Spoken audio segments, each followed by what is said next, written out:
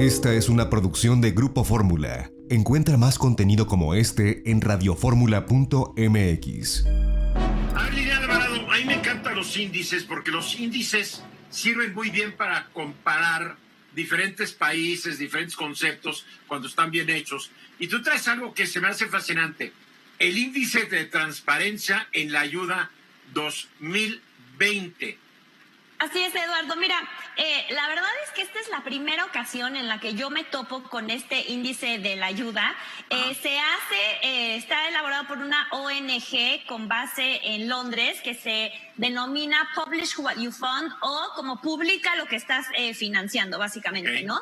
Es un índice que se hace cada 2 años e incluye básicamente a los principales organismos internacionales, agencias de cooperación, fundaciones filantrópicas y sector privado. En realidad, cuando tú le echas un ojito a quiénes son los que, pues digamos, las instancias que forman parte de este índice, son los pues agencias de cooperación más chonchas y más importantes en el mundo. Tenemos, por ejemplo, a USAID, que es la agencia de cooperación y desarrollo del gobierno norteamericano.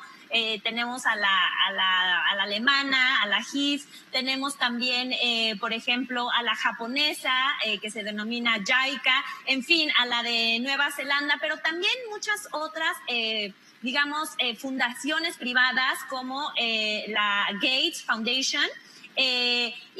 Bueno, por ejemplo, también tenemos al PNUD, al Banco Interamericano de Desarrollo. En fin, es como una mezcla muy interesante de instancias que se dedican a la ayuda, ¿no?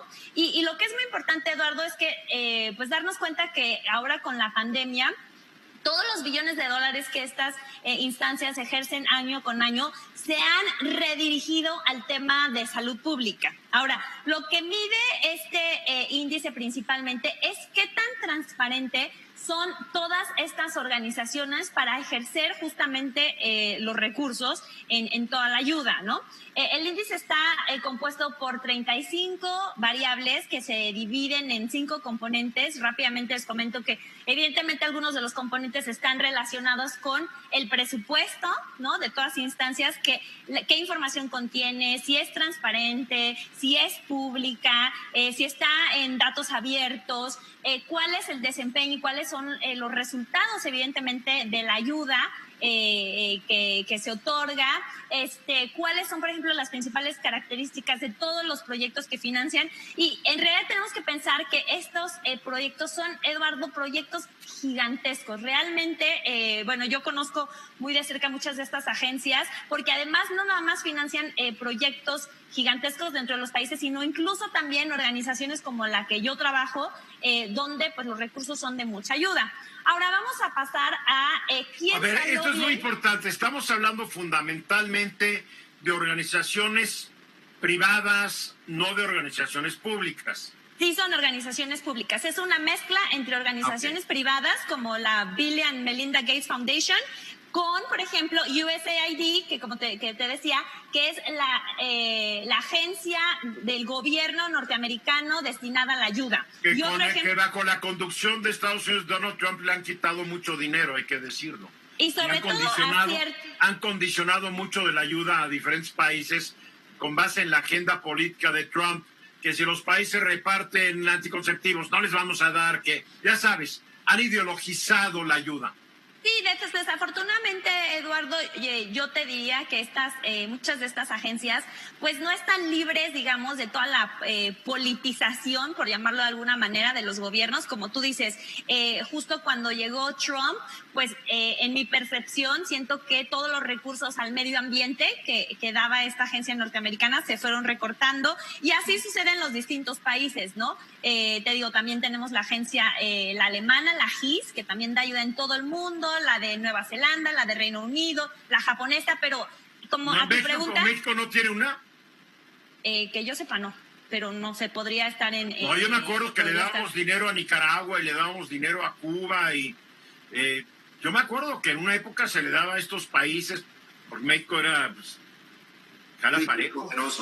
Mira, la verdad desconozco si alguien del público nos pudiera decir si hay una agencia de este tipo mexicana, pues nos ayudaría muchísimo. No hay fundaciones mexicanas privadas, eso así es, como la Fundación Slim, ¿no? No sé, por ejemplo, la Fundación Coca-Cola, la Fundación... Hay muchas fundaciones que yo quiero recordar cómo se fue contra ellas Felipe Calderón, ¿se acuerdan? Cuando dijo que las fundaciones era una manera para evadir impuestos, que se clavan la lana, y les restringió mucho los primeros fiscales a estas fundaciones, que fue un gran error. En Estados Unidos las fundaciones constituyen una parte importante del Producto Interno Bruto, generan empleos y generan muchísimas cosas. En México, Calderón descabezó esta industria. Son dos cuestiones ahí muy interesantes que tú dices, Eduardo. Una, no hay una cultura, por ejemplo, de la donación en México como lo habría en muchos otros países. No quiere decir que no lo haya, pero no tan fuerte. Y dos, también, por ejemplo, el hecho de ser una donataria autorizada fiscalmente cada vez es más difícil en México. Entonces, sí, realmente sobrevivir como una donataria autorizada o como una fundación cada vez es más difícil, ¿no? La tramitología es bastante complicada y bueno, ni modo, así nos tocó vivir. Y bueno, además de que todos los requisitos y la fiscalización a la que te haces sujeto una vez que tú eres como un grantee de estas organizaciones es inmensa, ¿no? Entonces, vamos a ir rápidamente, Eduardo, a quién se porta bien y quién se porta mal. Ahora, las instancias que están en la calificación de muy buenos, o sea, que tienen muy buena disponibilidad de información, tenemos al Banco Mundial, que el Banco Mundial ejerce muchísimos recursos en todo el mundo. Tenemos al PNUD, tenemos al Banco Interamericano de Desarrollo y al UNICEF. Cuando nos des unas siglas, ¿nos puedes traducir qué significan? Sí, el PNUD es el Programa de las Naciones Unidas para el Desarrollo y la UNICEF es el Fondo de las Naciones Unidas para la Infancia y bueno, el Banco Interamericano de Desarrollo y el Banco. Ellos son como que los que se portan muy bien, transparentes, datos abiertos, temas sobre licitaciones y todo muy bien, ¿no? Pero también tenemos a los que están en la categoría de bueno, que es la categoría que le sigue a muy bien, y tenemos ahí justamente a la Agencia de Cooperación de los norteamericanos, que se llama USAID, a la alemana, a la GIS, y tenemos lo que también te decía en la categoría de justo o regular a la Bill y Melinda Gates, y a la Oficina de Asuntos Exteriores del Reino Unido, ¿no? También la española también. En realidad son varias más, Eduardo, es muy interesante, los invito a que se metan a tu página, ahí pongo la liga de este índice de transparencia.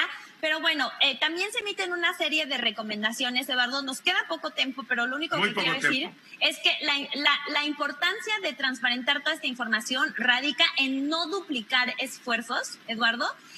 Muchas veces la ayuda internacional se cruza una con otra y esto hace que los recursos no se ejerzan de manera eficiente. Y en este contexto de la pandemia es más que necesario no suceda eso, ¿no? Entonces, pues me parece que cobra mucha relevancia este índice. Buena explicación, claro, no dejaste hablar a tus compañeros, pero... Yo levanté todas las manos y no me peló. No dejó de hablar. La manita virtual, la otra pues no. Si lo hubiera interrumpido, ¿sabes qué hubieran dicho? Que estamos maltratando a las mujeres. Me parece bien. Gracias, Liliana. Vamos a los mensajes y regresamos. Una producción de Grupo Fórmula. Encuentra más contenido como este en radioformula.mx.